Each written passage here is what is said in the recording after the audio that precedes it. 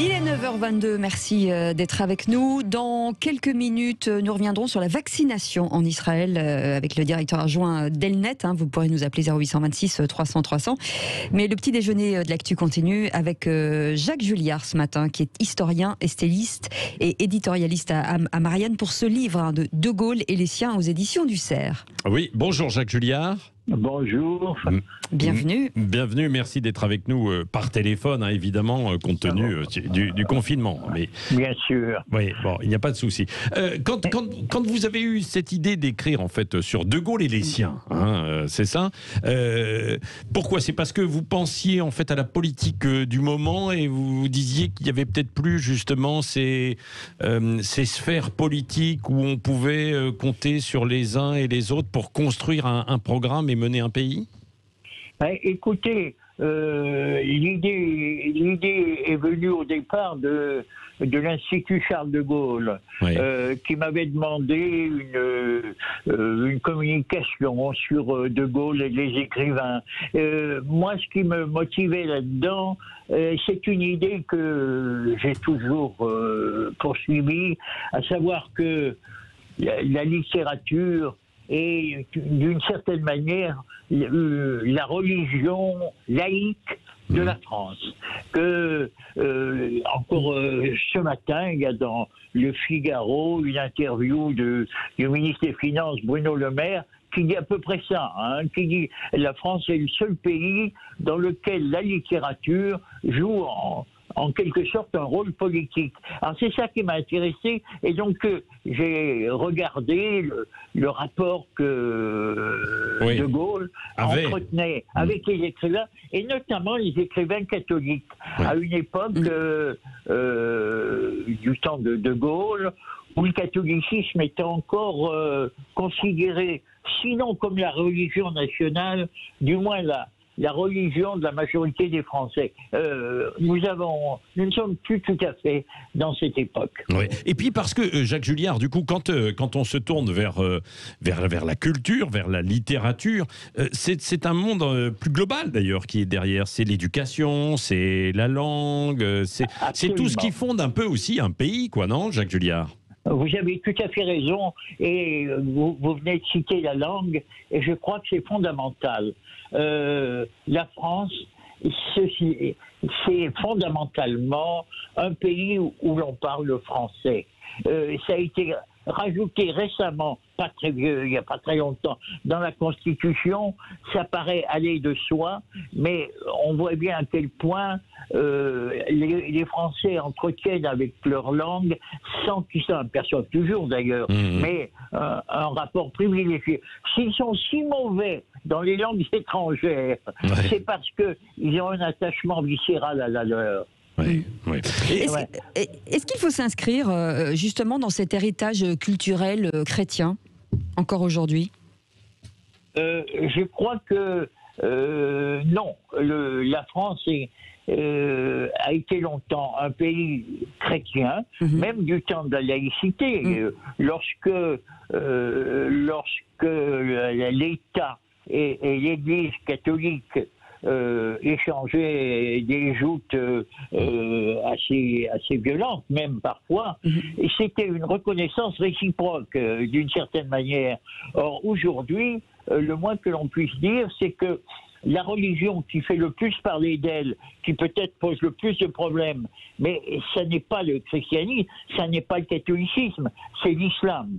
Et là, nous avons changé d'époque imperceptiblement, mais d'une manière tout à fait évidente et même obsédante aujourd'hui. Oui. Vous dites c'était imperceptible, c'est-à-dire qu'on ne l'a pas vu venir, ou on n'a pas voulu voir venir ces changements?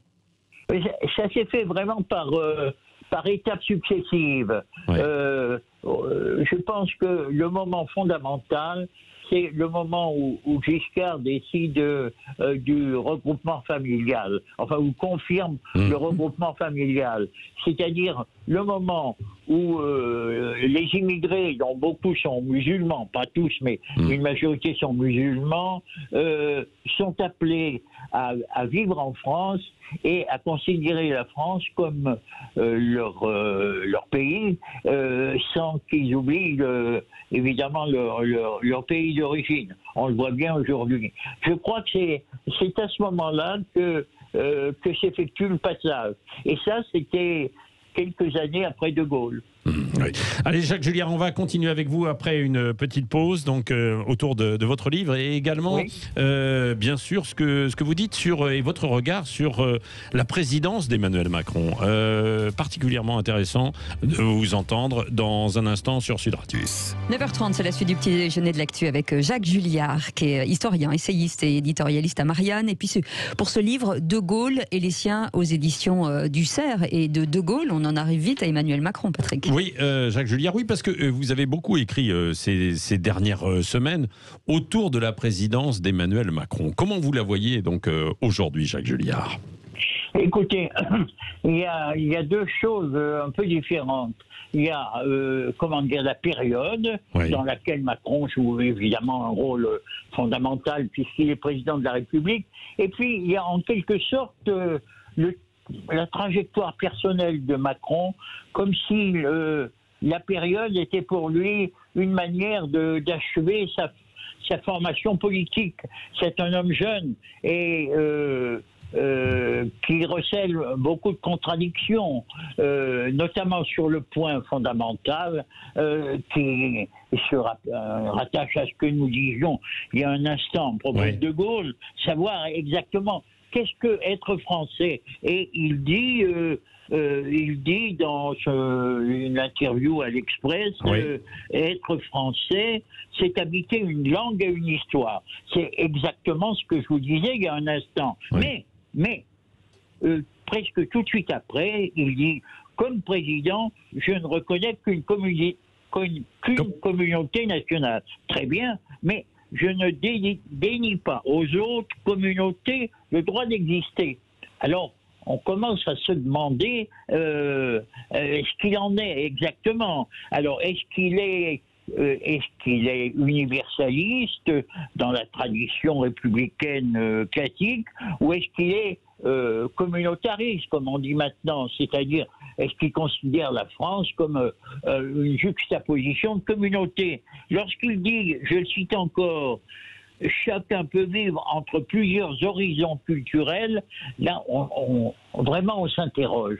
Et on a l'impression que, c'est le cas de le dire, sa religion n'est pas faite là-dessus. Oui, c'est ça.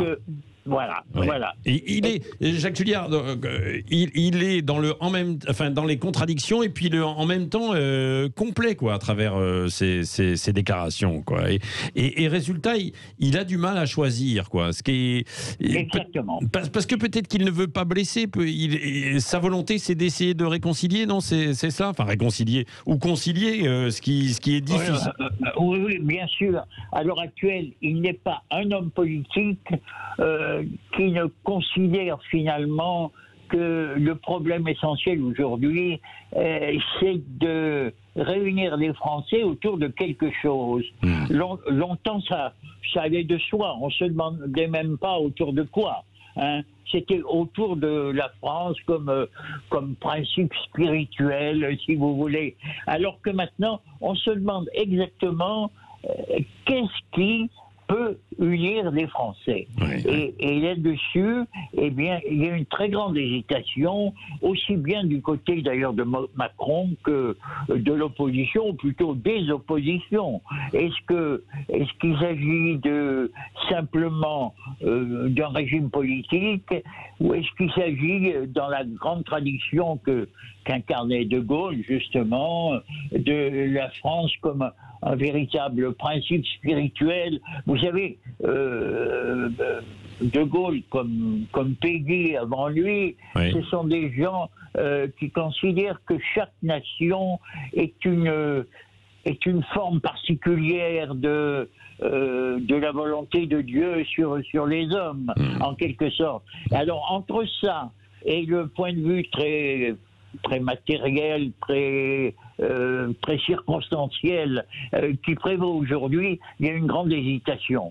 C'est pour ça que tout le monde se demande un petit peu aujourd'hui ce que c'est qu'être français. Oui, c'est vrai. Et alors, dès qu'on abordait aussi ces questions il y a quelques années, peut-être un petit peu moins en fait aujourd'hui, tout de suite, on sortait une étiquette à ces gens-là, Front National, etc., extrémistes et tout, dès qu'on disait oui, il faut être capable de construire un projet peut-être autour de la France. Est-ce que vous avez l'impression que ces éléments ont changé et sont en train de bouger ?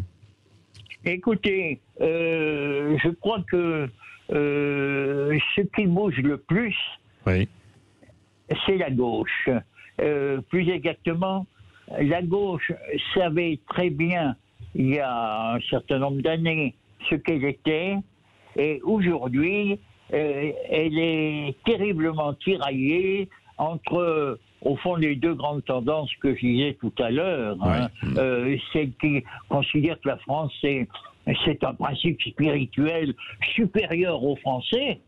Et puis, ceux qui considèrent que la France, c'est tout simplement une juxtaposition, peut-être une collaboration entre des communautés. Et je crois que, de ce point de vue-là, la gauche est en devenir. Moi, je ne crois pas qu'elle va disparaître, mais... Est-ce qu'elle peut se rassembler, alors, entre les uns et les autres? Est-ce qu'il y a un camp qui peut l'emporter pour essayer de réunir tout le monde, à gauche? À l'intérieur de la gauche, très honnêtement, aujourd'hui, je ne le vois pas. Oui. Je vois qu'il y a un certain nombre de gens qui, depuis des années, depuis la dernière présidentielle, en tout cas, se reconnaissent dans Jean-Luc Mélenchon, qui, tout de même, bon an, mal an, représente aujourd'hui, d'après les sondages, entre 10 et 13-14%. Oui. Ça n'est pas une prévision, hein, comme bon. Et d'autre part, je dirais tout le reste, c'est-à-dire la vieille social-démocratie, avec un PS qui a bien de la peine à se hisser à la hauteur de son passé, et puis ce nouvel arrivant qui est les écolos. Ouais. Et on voit bien que entre ces trois composantes, eh bien, il y a diverses tentatives pour créer un lien, mais pour l'instant, on ne le voit pas du tout. Mais Jacques Julliard, est-ce que c'est un problème de programme ou un problème d'homme, tout simplement, d'incarnation? Je vais vous dire, dans une démocratie de type présidentiel comme la nôtre, les problèmes de programme se traduisent toujours par des problèmes d'hommes. C'est-à-dire qu'il faut, dans notre République présidentielle, un homme pour porter un programme. Ou une femme. Emmanuel Macron n'avait pas beaucoup de programmes à l'époque. Alors, Emmanuel Macron avait un programme qu'il avait exprimé dans son livre Révolution pendant sa campagne électorale. Mais entre cela, est-ce qu'il est obligé de faire tous les jours aujourd'hui? Il y a un abîme, tout simplement parce que ce programme a été écrit à une époque où beaucoup moins troublée, en quelque sorte, où la mondialisation était encore devant nous, et aujourd'hui, elle est mise en cause, et eh bien, qu'est-ce qui se passe?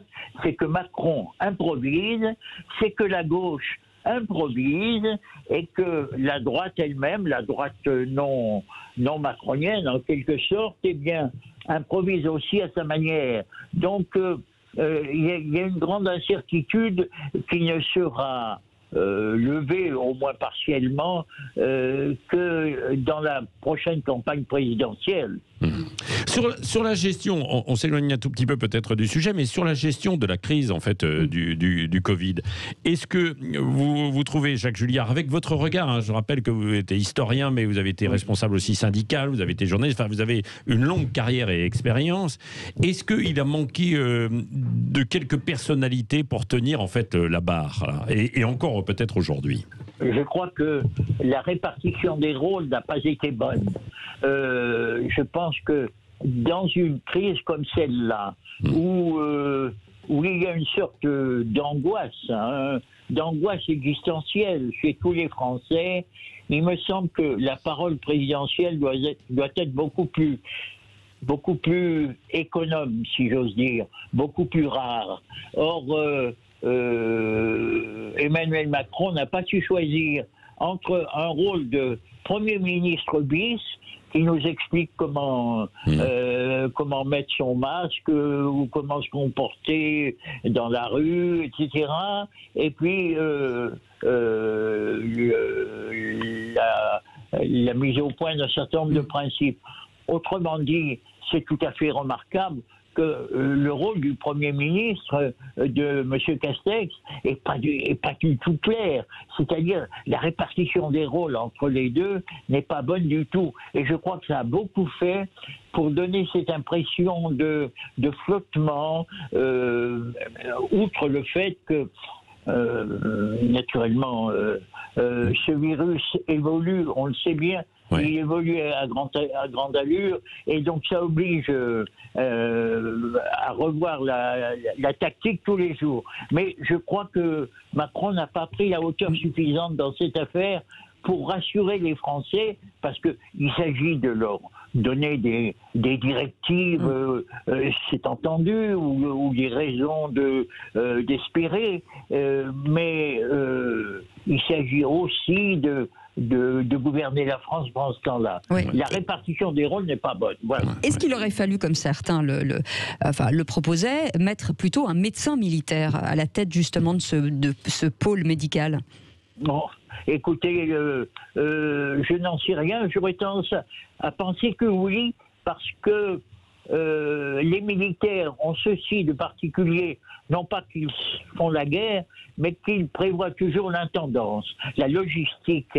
Et nous voyons bien que dans cette affaire des vaccinations, ce qui a le plus manqué à la France, c'est une logistique claire. Une stratégie. Voilà, une stratégie, mais aussi une tactique, enfin, au jour le jour. C'est pour ça que l'évocation d'un grand militaire n'est pas du tout hors de saison, parce que, encore une fois, les militaires, avant même de songer à faire la guerre, ils songent à préserver la paix. Oui, à préserver la paix, mais aussi à transporter, à mettre les moyens d'action là où il faut qu'ils soient. Et ça s'appelle la logistique, et c'est ce qui a le plus manqué à la France dans cette période. Oui. Un dernier mot, Jacques Julliard, mais on va faire un petit peu de prospective. Évidemment, il y a toute la crise du Covid et les conséquences sociales, toutes les crises qu'il faut affronter, mais dans le cadre de la perspective de la présidentielle de 2022, vous qui avez eu et qui avez vécu beaucoup d'élections, est-ce que vous croyez que ça va se jouer en fait au dernier moment et que ça ne sert à rien là aujourd'hui de dire qui à droite, à gauche, etc., et que ça ne viendra que très tard? En raison de ce que je vous ai dit, à savoir que chacun des camps s'interroge sur sa propre identité, d'une manière. Je crois que les sujets qui vont prévaloir dans un peu plus d'un an, c'est-à-dire dans le sprint final de l'élection, eh bien, nous ne les connaissons encore pas vraiment. Je veux dire que je ne suis pas sûr du tout que la crise du coronavirus, ça va dépendre de la manière dont elle évolue, naturellement, mais joue un rôle aussi fondamental qu'on aurait tendance à le dire aujourd'hui. Je pense par exemple que le problème islamique retrouvera de l'importance dans un an. lors de la campagne. Oui, absolument. Merci beaucoup. Merci en tout cas, Jacques Julliard, historien, essayiste, éditorialiste aussi à Marianne, De Gaulle et les siens aux éditions du Cerf. Merci d'avoir été avec nous. Alors évidemment, c'était par téléphone pour les raisons sanitaires que l'on connaît. Et on vous retrouvera prochainement aussi en studio. Merci Jacques Julliard. Bonne journée. Et dans quelques instants, on revient.